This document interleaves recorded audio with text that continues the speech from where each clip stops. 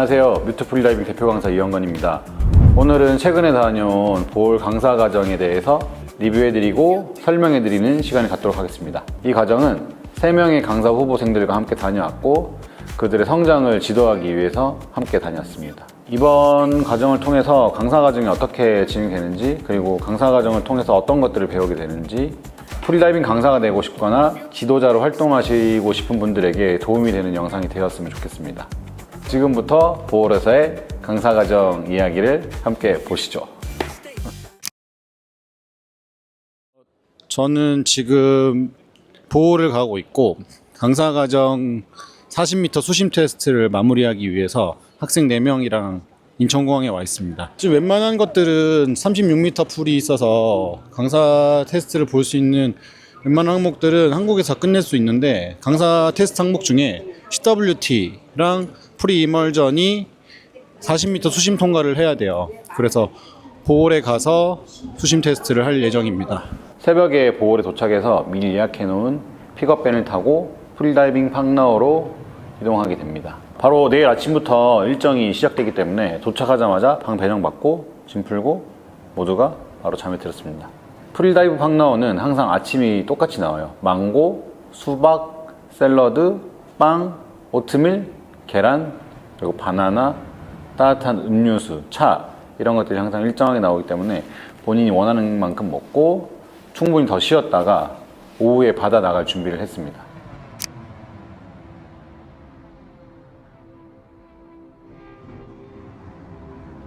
처음에 보트를 타고 나갈 때 굉장히 재밌었어요.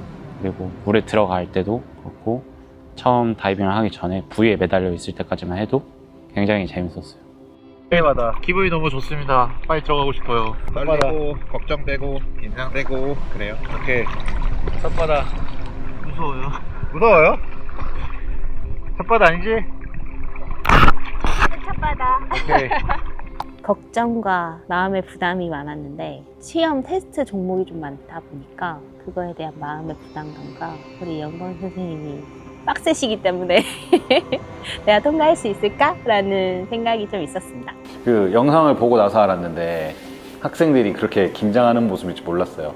그러니까 나 진짜 공감 능력이 떨어지구나 생각이 들었던 게, 저는 그냥 마냥 신나 있는 줄 알았는데 다들 첫바다 엄청 무서웠다라고 나중에 얘기하더라고요. 막연하게 두려웠을 거예요. 한 번도 안 가본 곳이기도 하고 사전에 좀 많이 다른 환경이고 많이 힘들 거다라고 겁을 좀 많이 줬었어요. 그래서 다들 긴장을 많이 했던 것 같고, 수영장이랑 다른 점은 파도도 있고 그리고 조류도 있고 너울도 있고 해양 생물도 있고 바닥이 안 보여요. 그러다 보니까 그런 막연한 환경에서의 다이빙이 많이 긴장되고 두려웠을 것 같다라는 생각이 듭니다. 교육생들이 긴장하는 모습은 너무 당연한 일이고, 저도 항상 새로운 수심을 도전한다거나 새로운 바다 환경에 갈 때는 되게 많이 긴장을 하거든요. 그리고 우리가 한 번도 가보지 못했던 곳을 가는 거기 때문에 대부분이 이렇게 긴장을 많이 하고 나갑니다.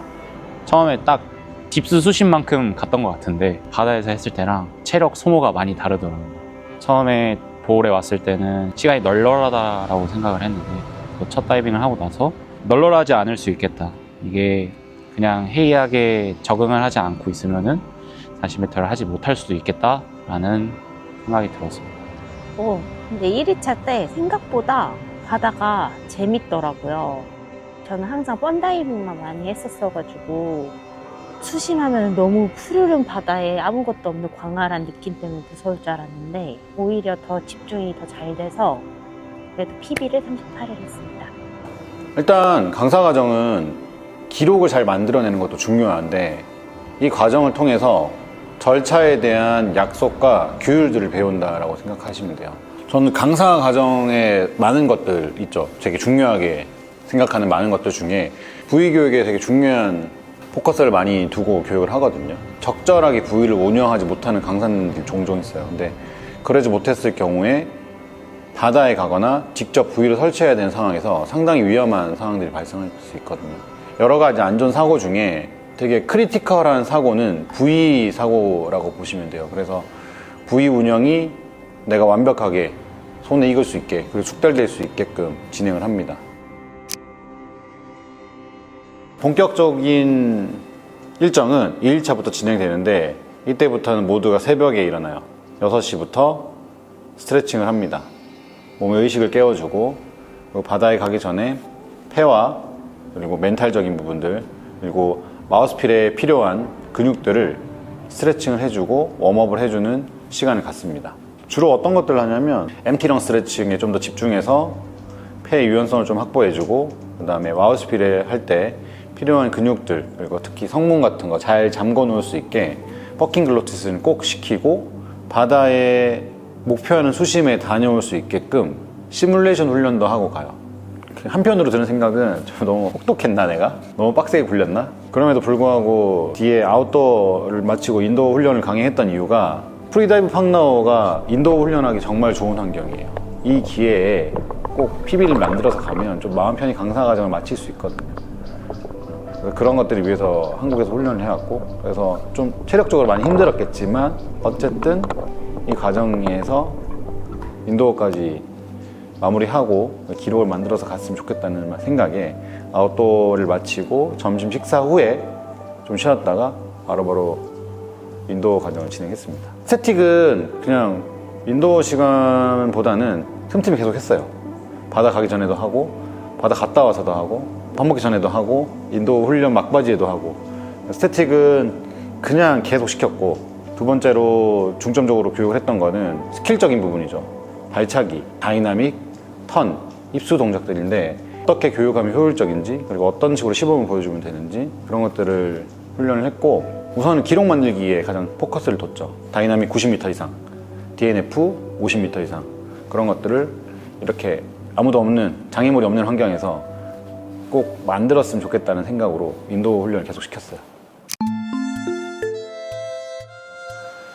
강사 과정도 강사 과정인데 그래도 이번에 조금 길게 온 만큼 하루 정도는 여러분들이 진정한 바다를 즐기고 물고기도 보고 좀 리프레시하는 과정도 겪고 그리고 또 훈련의 목적이 있었어요.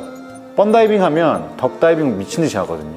물고기 보러 들어가는 과정에서 그러면서 바다와 좀 더 친해지고 물과 좀 편해질 수 있는 시간이 되었으면 좋겠다라는 생각에 하루를 과감하게 빼고 나팔링에 가서 신나게 놀고 그리고 맛있는 것도 먹고 우리가 서로가 좀 친해질 수 있고 하지 못했던 그냥 속에 있던 얘기들 편하게 할 수 있는 시간을 갖고 싶어서 과감하게 하루는 놀고 쉬는 걸로 결정을 했습니다.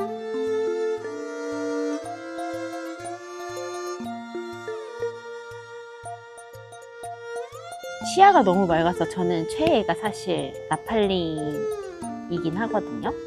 그래서 쉬어갈 수 있어서 광사 과정 중에서 하는 것도 좋았던 것 같아요. 하지만 해파리가 너무 많이 물렸다는 거.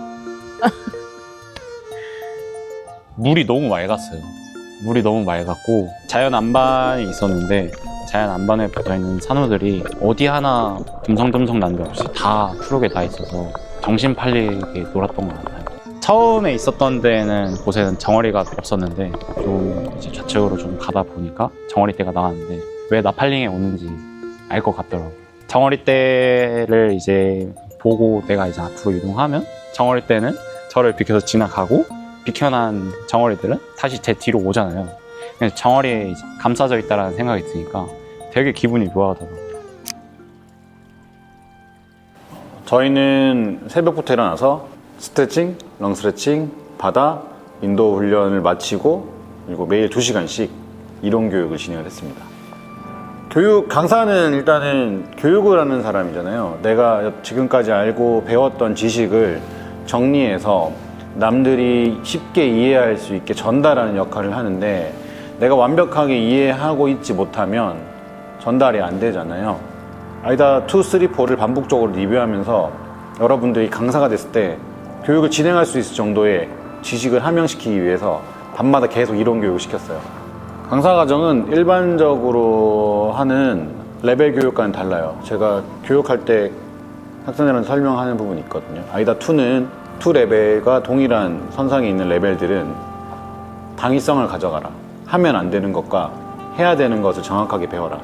그리고 3는 그 해야 되는 것과 하면 안 되는 것에 대한 과학적인 근거와 이론적인 뒷받침들을 배우는 것이고 아이다 4는 그 배경 지식을 가지고 좀 더 깊이 가기 위한 훈련을 하는 거고, 강사는 이 모든 것들을 통틀어서 학생들한테 정확하게 전달하고 알려주는 역할을 하는 과정이다라고 생각하거든요. 그래서 이번 강사 과정을 통해서 프리다이빙을 배우고 싶어 하는 사람들, 그리고 프리다이빙을 배우는 사람들에게 잘 알려주는 강사, 정확하게 알려주는 강사, 그리고 본인도 잘하는 강사가 됐으면 하는 목표를 가지고 강사 과정을 진행했었습니다. 저는 사실 이번이 두 번째 강사 과정인데 강사 과정을 끝나면 항상 아쉽더라고요. 제일 많은 걸 배울 수 있는 부분이라고 생각을 하거든요.